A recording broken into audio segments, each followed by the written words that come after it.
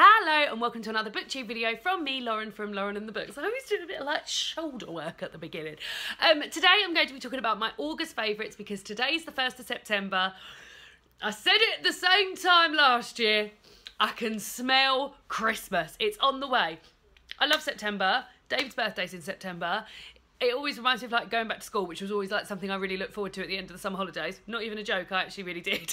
And it just feels like it's just like on the run down to Christmas. And I've just seen on Twitter, my best friend Emma's just tweeted saying that she's been in a card shop and they've got all their Christmas cards out. So Christmas really is on the way. But let us, before we start getting into Christmas, start thinking about what our favourite things were in the month of August. So I've got a few things here.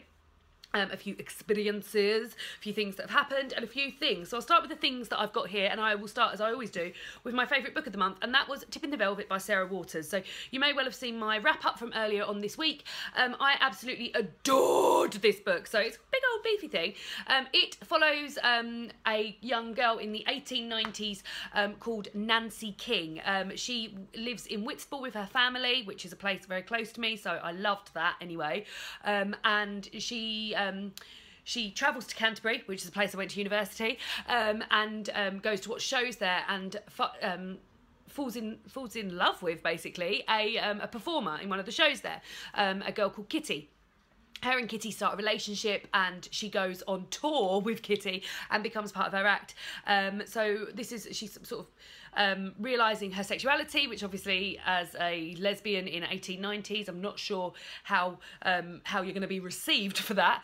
It follows her and the coming years and her coming lovers, and yeah, it's just amazing. It's so atmospheric, it's so cosy and perfect and wonderful. I really, really loved it. It really was twisty-turny. There's so much fit in here. Filthy sex scenes, bloody brilliant bit of filth in there. Wonderful. Really, really loved it. 5 stars. Would urge people to read it. Adored it. The next thing I want to talk about that I've been using is coconut oil. So earlier this month I had run out of makeup remover and had quite a lot of makeup on, as I have now, and needed to get it off, and I was like, oh well, I've heard you can use coconut oil. So this was just one I bought in Aldi,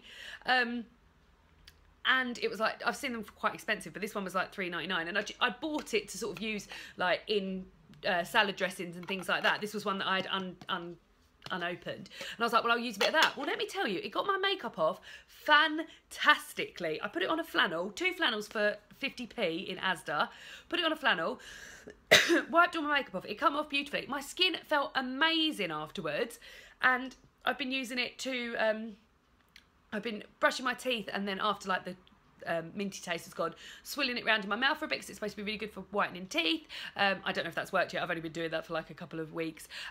Taking my makeup off with it, using it on David. Has very, very, very dry elbows, as I show you my elbow.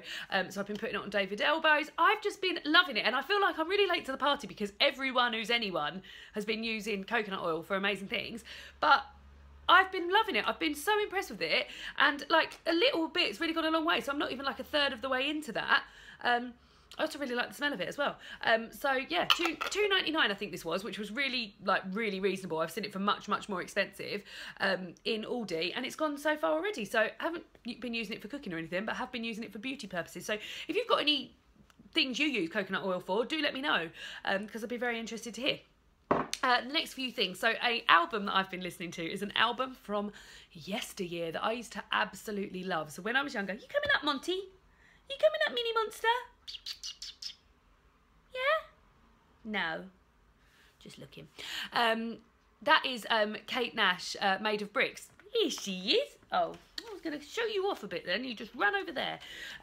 Kate Nash's album Made of Bricks, which had its 10-year anniversary recently, and I used to absolutely love Kate Nash. When I was at university, I styled myself on her. I loved all her songs. I loved her, and I just loved that album. I knew that album inside out. I knew which order the songs went in. I knew everything about it. I listened to it constantly. I did it on my iTunes. I also owned the CD. I used to listen to it in cars. I just absolutely adored it.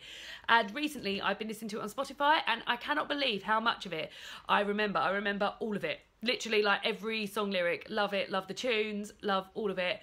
Really, really adore it. Really been enjoying listening to it again, and yeah, it's just been really nice to revisit something that you used to be so fond of, and I'm still desperately fond of it now. So I've been listening to Kate Nash's album Made of Bricks, and I just love it. Love it so much. Couple more things. Oh, a podcast I've been listening to. So I've been listening to a new podcast called Homo Sapiens, which is which is presented by Will Young and I forgot his name. And I can't even look it up because I'm filming on my phone. Will Young and a pal of his, Chris somebody. Oh shit, that's so embarrassing that I forgot it, because I really do love him as well as Will Young. And it is a LGBTQ plus podcast talking about issues to do with LGBT plus issues, and they have really interesting guests on every week. They talk about their sort of like coming out stories and them and their experiences, and like dating as a gay man now and dating as a gay man then, and I just love it. It's super funny, it's super informative, it's really like easy, wonderful listening without it being light, if you know what I mean. They talk about serious shit in there as well, so really love it, really enjoying it. I when it appears in my my podcast feed, I'm like, yeah, hurrah. I haven't listened to this week's episode, which has got Peter Tatchell on it, but the first ever one they did had Owen Jones on it, so really loving it, really excited, and would urge people to listen to it. Will Young is a pop star from the UK who I'm really fond of, and you know, like when you see someone in the public eye and you're like, I reckon I'd get on quite well with them. I've always thought I probably would get on quite well with Will Young. I just feel like we've got the same sort of sense of humour and stuff. Really fond of Will Young and really love that podcast, so really would urge people to listen to that. That is called Homo Sapiens.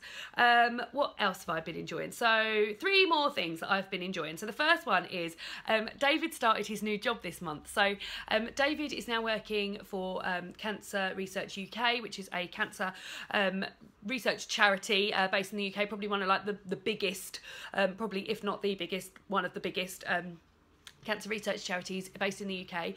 He's doing audio-visual stuff, so anything to do with sound and lighting and equipment and stuff that you might use, that they might use for education or training or information and things like that.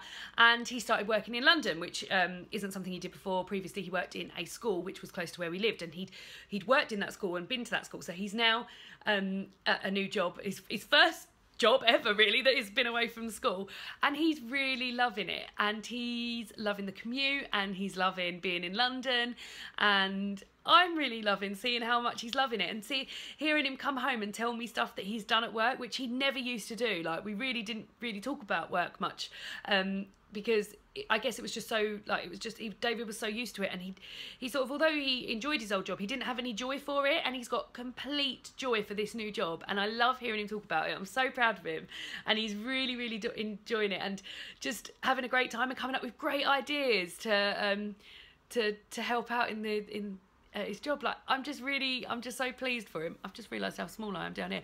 I'm just really pleased for him, and it's really nice to see him so excited and so like enthused about a job. It's a really lovely thing to see in somebody you love, so I'm really pleased and proud for him. So that's one of my favourite things, is that David started his new job and he loves it.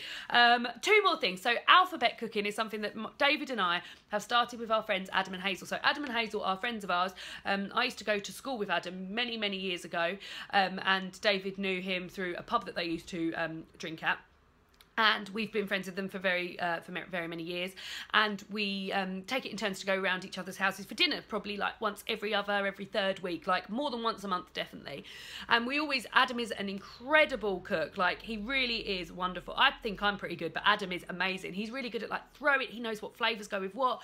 You could just give him stuff and he'd make amazing stuff. He is incredible cook. And we've started this alphabet cooking, so we're working our way through the alphabet, starting with A, and each picking a country beginning with each letter in the alphabet and cooking food from that country. So we've completed A now, we've done A, so we're moving on to B next. And Adam and Hazel did Argentina, so we do a main course and a starter or a dessert, and then next time we swap over. So for instance, David and Adam did the mains for Argentina and America, which is what we did, and me and Hazel did the starter or the dessert. And then next time, Hazel and I will do the mains when we're doing B. So we've already decided for B that we're going to do Belgium, and Adam and Hazel are going to do Bangladesh. And now we're sort of thinking about C and D and E and F and things like that. So if any of you guys love any cuisines in particular, then do let me know what they are, because I want to get nabbing those good countries for the good letters. But looking forward to doing Belgium, and I'm planning on doing moules frites for Adam and myself, and Hazel and David, who aren't very keen on mussels. There's a beef stew, and I've forgotten the name of it. It's like a beef stew which you have with chips. So, and it's sort of like got a Belgian beer in it or something. I can't think what it's called. And David's doing waffles. So yeah, really enjoying doing that. And it's a really fun sort of thing just to go through. And we talk about it all the time, and when they're around, and we just always have such a lovely time. So that was a really nice thing to start. And then the last thing is a very, very recent thing that's happened. The weather has cooled down. Thank the Lord. It's been not a super hot August, but just too hot for me. Too hot for me and David. And these past 2 days, particularly yesterday, which was like 15 degrees, rained all day, under my duvet for the first time in a week. I've been sleeping on top of my duvet, and I never sleep well when I need to be covered for protection. And yeah, for the first time ever under the duvet, for the first time in a long time under the duvet last night. I've got long sleeve jumper on for my second video in a row. And I hate the summer weather, and even the spring. I like the longer days, but I love coziness and blankets and candles. And we had candles and blankets out yesterday, and yeah, I'm just loving it. So I'm sure that is a general theme in the booktube community. Everyone seems to enjoy the cozier autumn weather.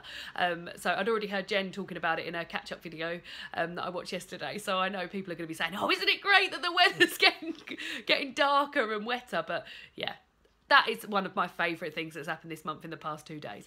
So I hope you all had a great August. Let me know what was some of your favourite things in August. Would really be interesting to hear. Let me know what you're looking forward to in September. And yeah, I'll see you all again on Sunday for another BookTube video.